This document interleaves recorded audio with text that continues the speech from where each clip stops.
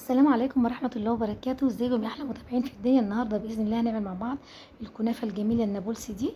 يلا بينا نشوف عملناها ازاي.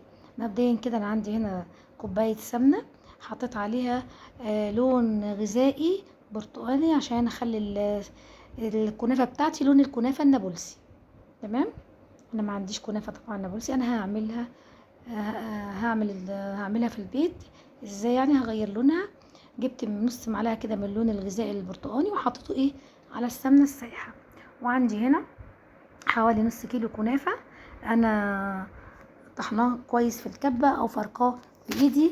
المهم اوصله له الطريقه ديت كده. وبعد كده هجيب السمنه اللي انا حطيت فيها اللون الغذائي واخلطها كويس واقلب كده زي ما انتم شايفين بقى بايديا لحد ما اخلي كل الكنافه يبقى لونها برتقاني. طريقه حلوه وظريفه. بصوا كده، بعد ما عملت الكنافه كلها خدت نص المقدار وحطيته في الصينيه، والصينيه دي كنت دهناها. بصوا عملت الكنافه ازاي، زي كده.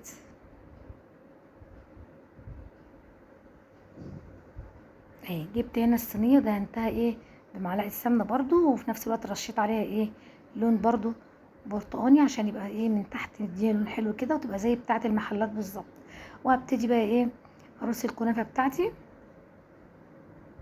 طبقه اللي تحت ديت، واتقلها شويه كويس عشان الجبنه اللي هحطها ما تسيحش مني ولا تتحرق ولا حاجه.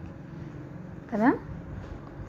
انا شفت كذا شيف عاملينها وحاطين الطبقه اللي من تحت ومخلين الجبنه كده عريانه من فوق، يعني مش مغطينها، مش عاملين طبقتين كنافه ولا حاجه.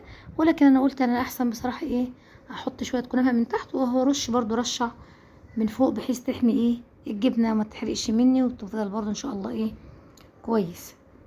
احط بقى زي كده من تحت طبقه وادوس عليها جامد بايدي، او بقى تجيبي صينيه اقل وتدوسي. وبعد كده حطيت الجبنه الموتزاريلا، وحبيت كمان اطعمها بصراحه، فكان عندي قطعه جبنه نستو، حطيت حوالي 3 قطع معاهم زي ما انتم شايفين كده.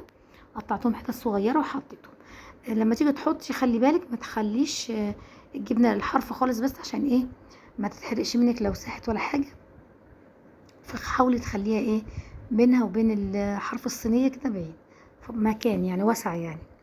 وبعد كده احط الطبقه التانية من الكنافه بتاعتي زي ما انتم شايفين كده. الكنافه طبعا بتحب السمنه، وهي اصلا الكنافه النوع ده لازم يكون فيه سمنه كتير بحيث تتحمر منك على طول في اقل وقت، عشان الجبنه تدفى تسيح بس ما تستويش اكتر وتبقى ناشفه يعني. فيا دوبك بس تاخد لون ونطلعها على طول ان شاء الله. تدي كده احط طبقه خفيفه خالص كده من الكنافه بحيث اني اقدري الجبنه الموتزاريلا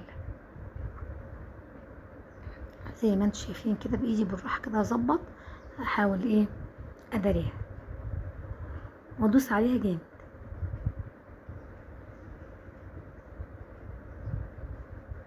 خلاص كده اخر حاجه برضو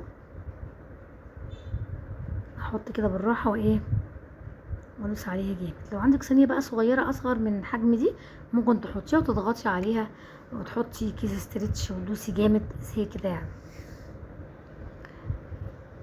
انا دوستها جامد بصراحه، ما احتجتش يعني، لان دوستها جامد بايديا الاتنين بعد ما صورت. فتحاول تشوفي كده اذا كان في حته عريانه او في حته مش مظبوطه تحط لها لحد ما تبقى كلها سوا واحد. اهي زي ما انتم شايفين كده اهي بقت خلاص شبه مظبوطه، وكله ان شاء الله يتظبط فيها. بس كده بقى خلاص ان شاء الله هاخدها على الفرن. وهنا حطيت، انا كنت عامله صينيتين حطيتهم بقى في الفرن. اول ما الوش يحمر كده زي ما انتم شايفين طلعها واقوم قلبها على طول. اهي بصوا ما شاء الله طالعه يعني تفتح النفس. اكون مجهزه الشربات بتاعي على طول وهي سخنه، واقوم صب عليها على طول خليط الشربات واقطعها معاكم عشان تشوفوا جمالها. جميله جدا وعجبتهم جدا على فكره. الفكره دي فكره اللون غيرت الكنافه خالص يعني، خلت الولاد حبوها سبحان الله يعني. مش صابرين طبعا، بس انا هحاول اقطعها معاكم برضو. يا رب لو كنتم وصلتوا هنا بالفيديو تعملوا لايك والاشتراك في القناه تبعتوا الفيديو لاصحابكم عشان القناه تكبر بيكم، واشتركوا هما كمان. شايفين ما شاء الله الكنافه طريه جدا وجميله. بصوا الجمال، فظيعه، حاجه كده اخر جمال، تحفه بصراحه، كانت روعه. بتمنى الفيديو يكون عجبكم والكنافه النابلسي تكون عجبتكم، والى اللقاء في فيديو جديد. ما تنسونيش بقى ايه في اللايك والشير، والسلام عليكم ورحمه الله وبركاته. اسيبكم بقى مع الكنافه تتفرجوا عليها وعلى جمالها.